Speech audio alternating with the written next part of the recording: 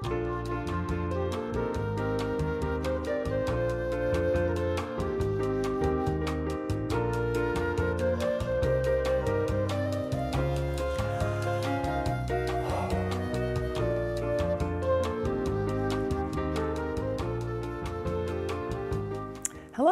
welcome back to the Lisa Wessan Show, where we explore pathways and transformation. How do you turn your defeats into victories? How do you turn your scars into stars? How do you let go of the anxiety, rage, unexpressed grief, and what people are helping us along the way? On this show, it's going to be just me today. I'm Lisa Wessan, and I have some good information to share with you concerning extra tools to help you release and let go of negative thinking, again, unexpressed grief and rage, and all those uncomfortable emotions that you just don't want to deal with in the moment, but you have to deal with them eventually. So today, we're going to talk about how not to be a prisoner of your own mind. Now, what does that mean? Being a prisoner of your own mind? Well, the way I see it is we all like to think we do have free will. This is very paradoxical or dialectical. Dialectical means being able to hold opposing beliefs in your mind and not have a meltdown. So, for instance, most of us have people in our life who we love, but we also hate sometimes. Sometimes you feel excited to be somewhere, but you also can't wait to leave. I mean, these opposite emotions can be very, very difficult. So not to be a prisoner of your own mind for me is also about when somebody's living in my head rent-free and driving me crazy. I don't want anybody living in my head rent-free. I want to be having my thoughts about what I want to think about and not be obsessing about this person over here or this thing over there or something I read in the news. I mean, these things can really rattle a person. And I know personally and professionally, I want to focus on what I want to focus on. So these skills I'm sharing with you today are not about problem solving or not about changing your life or how to write, a creative expression of yourself to improve your, writing skills, whatever. This is going to be about when you're having a tough moment, how you can release and let go in the moment, as opposed to emotional regulation, which is more a long-term process. So first, I want to share with you that something that helps me right away is being able to be in nature. I find that if I'm having a lot of mental struggle, it's really nice to be in the woods or just outside in the fresh air. As Ralph Waldo Emerson said, lose yourself in nature and find peace. And this is not just a saying, this is actually very true. I find when I go out for a walk, I can go out for a walk starting off, maybe I'm in a bad mood or I'm concerned or maybe I'm tired even. And then as I walk, I get more energized and I'm able to release and let go. And why is that happening? I'll tell you the medical reason why. When people can release and let go, it's because something is happening which is called bilateral stimulation of your brain. And what that means is when you walk, you're moving your arms from side to side, your legs from side to side, and this is stimulating the activity between the left and right hemispheres of your brain. The left and right hemispheres are separated by the corpus callosum. And when anything increases that activity, it's considered bilateral stimulation. It helps your brain process and release anxiety and worrying and fear tremendously. Now you can do that in your living room, you can do that like at the gym. That'll work too, but optimally, when you're out in nature, you get an extra bang for your buck, so to speak. And nature is full of different energetic things. Let's see the slide of Sarasota, Selby Gardens. Now, here's a picture of me. As it happens, when I go on walks, either with myself or with people, I like to hug certain trees. And what I've discovered in Chelmsford, actually, I walk around Chelmsford and I've hugged many, many trees, hundreds. Believe it or not, now folks, you may think I'm crazy, but some trees do nothing. Like when you hug a tree, there's nothing, you don't feel anything. It's like not a big change. But some trees, when you hug them, they kind of hug back. You get this rush of energy and it feels like a serotonin, dopamine boost. It's like boom, my whole brain goes like whoop, way up there, way up there. Okay, so certain trees I've discovered have a tremendous giving of energy. They're alive, they're interacting, they want to respond. I don't know what's going on with the other trees that do nothing, but fancy this. Up here it's considered maybe a little bit odd, but when I was my parents moved to Sarasota a while back, and Selby Gardens, this is in Selby Gardens, this picture, and they have a whole section of the botanical garden for hugging trees. People down there are so into it. I realize this is like my tribe down here. I mean, they have a whole beautiful, magnificent trees that people are standing around just like leaning on and snuggling with and like hugging on. It's unbelievable.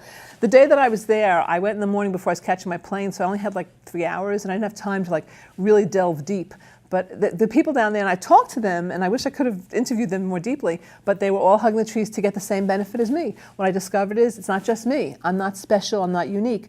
When you hug a tree, you get this energy exchange with some trees. And again, like people, some people are warm and friendly, they want to hug you, they want to like connect, and some people, they're not going to do it, which is fine. So you have to hug a lot of trees before you find the ones that you're interconnected with, that you get connected with. So hugging, being in nature is definitely powerful. And of course, if you want to walk and you say, oh, it's so boring to walk, I don't know where to walk, and I don't want this whole segment to be about walking, but frankly, if I'm not with people, what I love to do, I like being in silence, but something else I've discovered the past several years is listening to podcasts. And I have to say, I'm sure many of you already listen to podcasts. For those of you who don't, that you find them on your smartphone. They're in the Apple Store. They're on the Droid system, I'm sure, as well. I know they are. And everybody who's an author or has a television program or is some kind of a thought leader has a podcast. So anybody you like, any of your favorite authors probably has a podcast, all right? I don't know if Stephen King has a podcast. I think he's more of an isolator. But basically, people like Tim Ferriss I listen to. I love Tim Ferriss. I love Seth Godin has one called Akimbo, which is fascinating on philosophy and marketing and like beautiful, beautiful thoughts on politics and healing the planet. I love Krista Tippett. She has one called On Being. She's with NPR. On Being was my first love of podcasts. I listened to her, Krista Tippett. Her interviews are amazing. And she has everybody from like Dalai Lama type people to authors and musicians and artists and politicians, poets. Krista Tippett is awesome. And so also Tim Ferriss. Now Tim Ferriss, his podcast actually says it's about investing, but he gets into all kinds of like sleep protocols, nutrition and spirituality, questions about relationships. So I want to take a pause now and express my gratitude to all these people who give us podcasts. I am so grateful. And maybe someday I'll do a podcast, I don't know. But I want to just share my gratitude because it makes my walks fly by. I can walk for an hour and a half. I do about 90 minutes a day listening to Tim Ferriss. He does long form. His is like 2 hours. So I'll almost do a whole Tim Ferriss podcast. But I am grateful to these people. And of course, you could listen to music, you can listen to the news. The Washington Post, here's another set of podcasts, but it's kind of agitating to listen to news when you walk because I know it gets me all riled up. I'd rather not do that.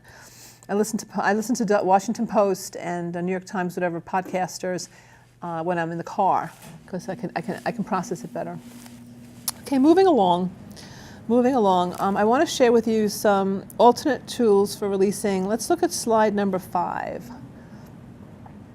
Now, I'm going to unpack these for you, but broadly speaking, these tools are probably not intuitive for you.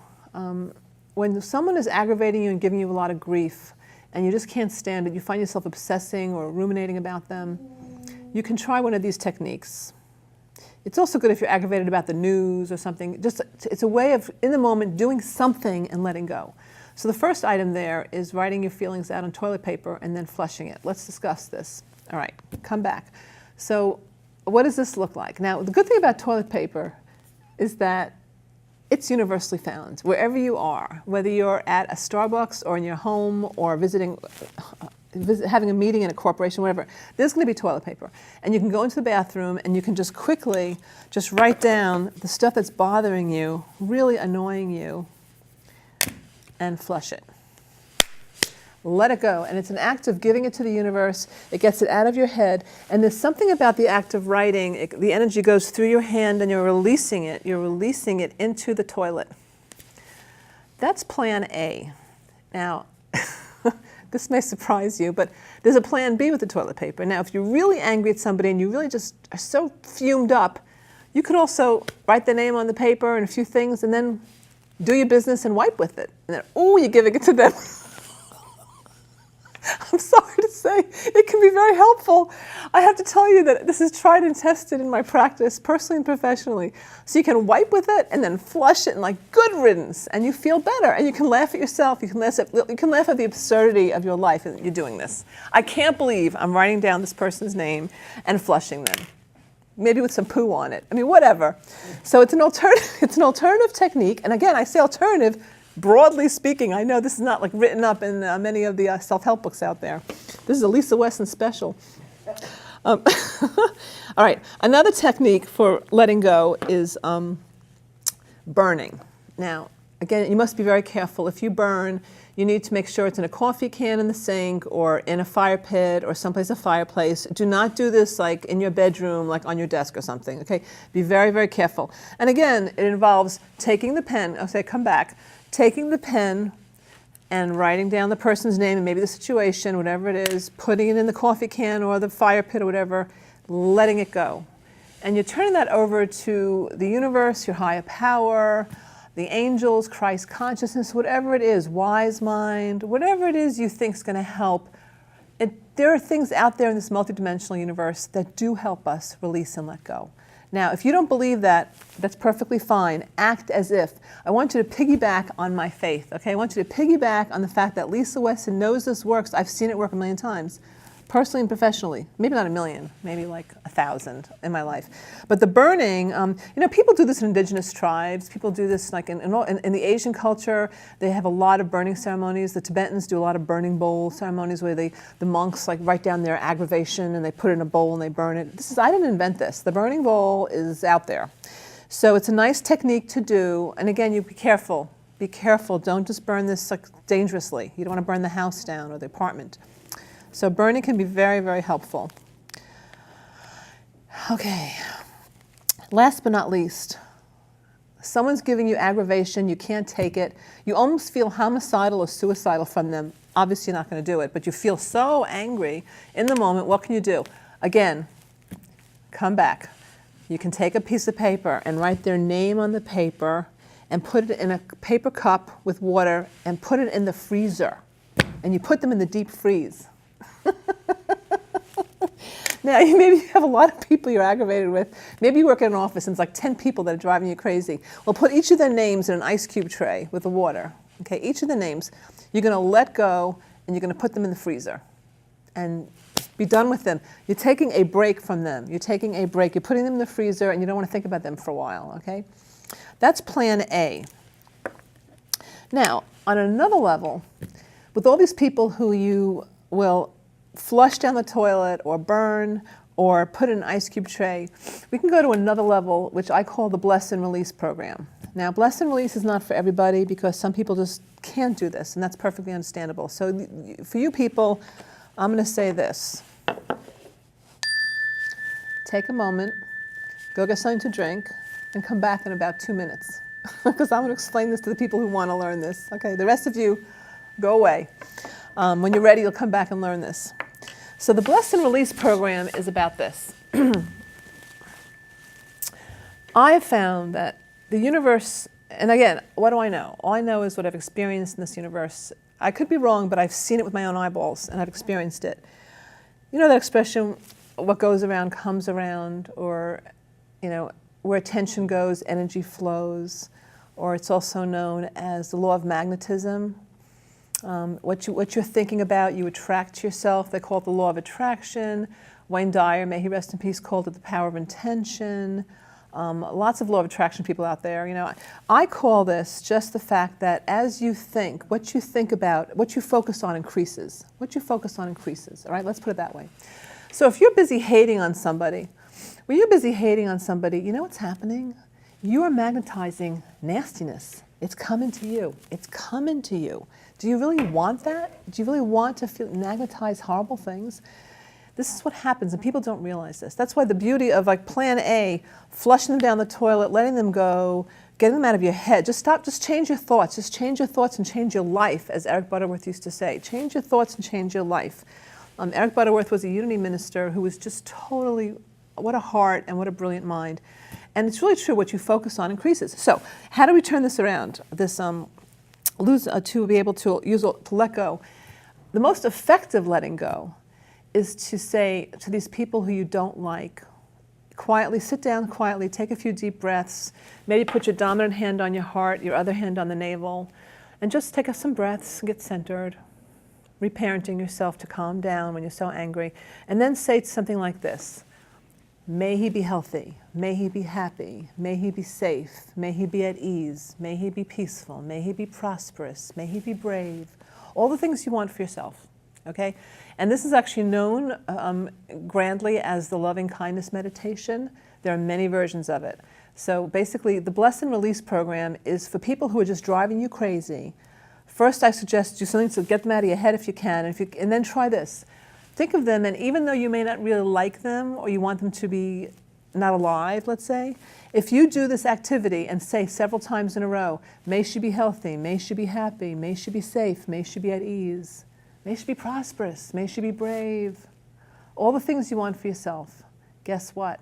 You are raising your vibration and you are magnetizing good stuff into your life, and believe it or not, you're helping heal this horrible relationship you're in with this person. So the Bless and Release program, again, it works better with an understanding of a higher power, wise mind, a consciousness higher than your own, because basically we cannot cure willfulness with willfulness. So let's put it this way. I need to pause. Take a deep breath here. We cannot cure willfulness with willfulness, all right? We cannot use the power of the ego and the mind to make ourselves better. It can't do it. The mind cannot do it. The mind can only know. The mind is critical, condemning, complaining, fault-finding, on, negative, negative. It cannot lift us to a higher level where we can bless and release. So we have to ask our higher power, as we understand it, the universe, whatever. You can ask, if you think there's an energy field in the quantum field, the meme, whatever, the quantum field people, what do the physicists call that? The membrane. You can access the membrane, the cosmic quantum membrane. It doesn't matter what you call it, as long as you don't think you're in charge. If you think you're controlling everything, ooh, you're on a slippery slope. You're on a slippery slope. So what you need to do is access this thing. I often call on the army of angels. I say Gabriel, Uriel, Raphael, Michael, Metatron. I call on Ray. I call on Jesus. I call on a lot of my dead relatives. I bring the whole troop in and say, help me, bless and release this person who's driving me nuts. You know, and it could be a relative, it could be a close relative, it could be a client, it could be a political figure who's driving me crazy for some reason. Can't imagine who that might be. You know, but whatever. I learned I'm not giving them my power. I'm not giving them my power. And you know something? It really works. You can actually do this bless and release thing, and I feel better. I feel better. And my clients always tell me, once they learn this, it's not complicated, and it's pretty easy. But it's pretty simple, but it's not easy. And what's not easy? It's the willfulness. It's the part of our mind that thinks we can handle it. We can take care of this. We can figure it out. You know what? You can't figure out letting go and forgiveness. It's not intellectually possible. It's a physical release kind of thing, you know? Anyway, so these are some techniques. So to summarize, letting go with some alternatives here. We can flush it, we can burn it, we can put them in the deep freeze, and then on the higher level of consciousness, okay, you can come back now, folks who are atheists and agnostics, back on track here. You can absolutely release and let go on a deep, deep level and feel good in your body. And what I find is really exciting, and I'm not exaggerating, this is not exaggeration. I do some bless and release work. I release people. I might put somebody in the freeze or put them in the toilet, whatever my mood is. And I do this bless work, and I release, and I let go, and then the phone rings. And it's a television program, and they want me to do some work for them. I might be on television doing a program for them, doing blah, blah, blah, blah, blah, blah. Where does that come from? How does that happen? What happens is my energy is in such a good level that I'm magnetizing good. I'm magnetizing good. And I'm not special this way. You can do this. That's why I'm sharing. It's not about, oh, Lisa Wessan has good knowledge or genes. Nay, nay, this is so untrue if you know me. Believe me, I'm very imperfect. You can do this too. So the important thing is you don't let things clog up your brain and get all like festery and toxic in there. And what happens is when you focus on nastiness, you attract more nastiness. It gets worse and worse. It gets worse and worse and worse. All right. Let's move on. So that covers the alternative method of letting go. Now, what I want to move on to next, let's see, we have 5 minutes. Let's see, healthy distractions. Okay, we'll do that.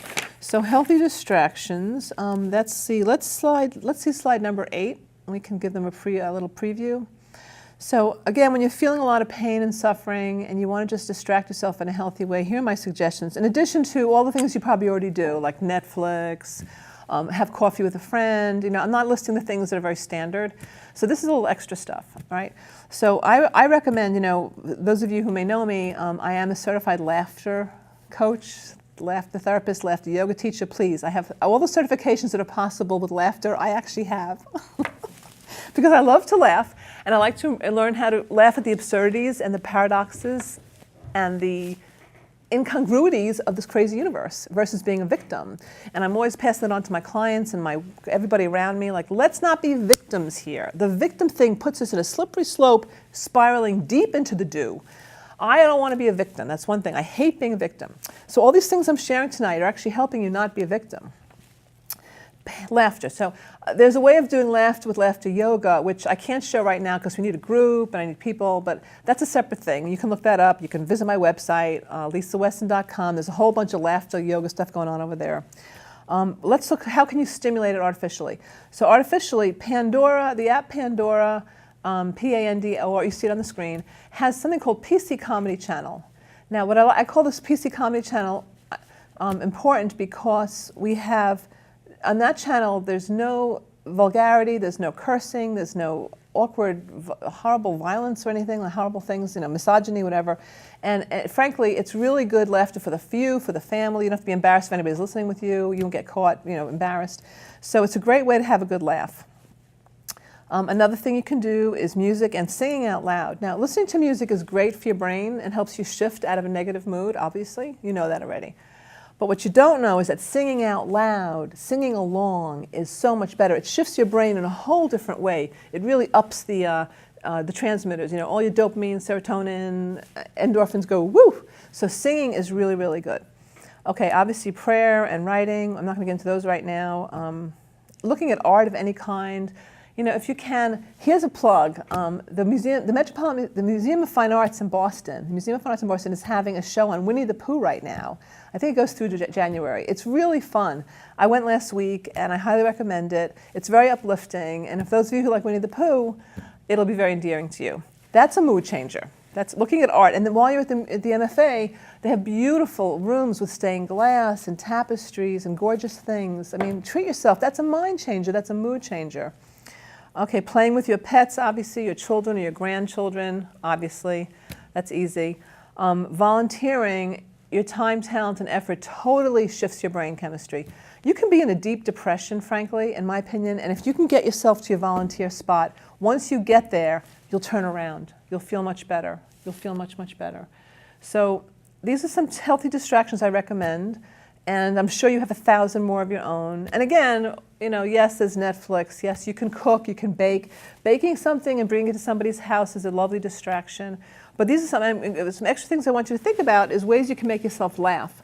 Something else you can do to help yourself laugh is like go to Barnes & Noble or some bookstore and look at the comedy shelf, a laughter humor shelf. Also, our libraries have great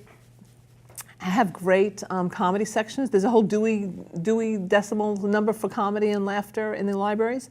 You can also go to the paper store and look at funny greeting cards. I mean, some people can really get a lot of shift in their brain by going to paper store or one of those card store places and just look at funny cards. Look at funny cards. These are ways you can help shift that nastiness out of your head. Remember, if you learn one thing today, I want to say this. What you focus on increases. So if you focus on joy, love, laughter, beauty, things that lift you up, that inspire you, you will feel better, and you will also magnetize wonderful new things to come into your life. If you focus on negative, nasty, hateful things, horror, people who wronged you, all your victim stories, you know what? Slippery slope into a deep, deep, dark place. Addictions, impulse issues, whatever. That's what happens. So that's my message today. This has been Lisa Wessan. It's been a pleasure to be here with you today. It's an honor to share this information. And let me know what you think. Visit me. I'm on Facebook and Twitter. Just Lisa Wessan. At Lisa Wessan, you'll find me. Good health is wealth. Go for it. You deserve it. Thank you. Thank you, Karen. Thank you, Peter. Great show. Thank you.